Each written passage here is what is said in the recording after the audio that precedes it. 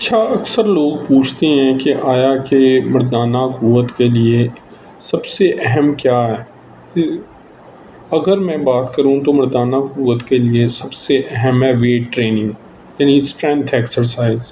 اس میں کیا ہے؟ ویٹ لفٹنگ ہے، اور اس میں دو تین چیزوں کا آپ نے خیال رکھنا ہے۔ اگر ڈائٹ کی بات کی جائے تو وہ یہ ہے کہ آپ ایک تو پروٹین لیں، دوسرا سیچوریٹڈ فیٹ لیں، یعنی دیسی گھی، مکھن، کھوپرے کا تیل، مسٹرڈ آئل، یہ چیزیں یوز کریں۔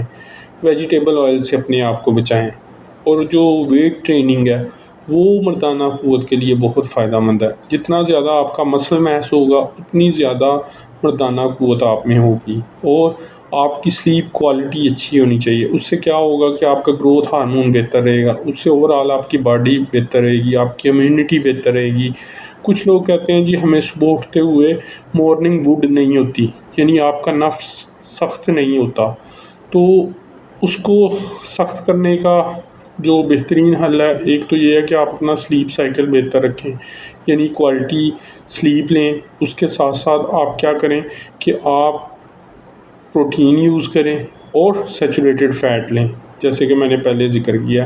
تو یہ دو تین چیزیں اگر آپ اپنا لیں گے تو آپ ایک تو مسل میس بڑھا کر اپنی مردانہ قوت کو بھی بہتر کر پائیں گے، دوسرا آپ کا سلیپ سائیکل بہتر ہوگا، اور تیسرا آپ کی جو سیکشول لائف ہے وہ بہتر رہے گی۔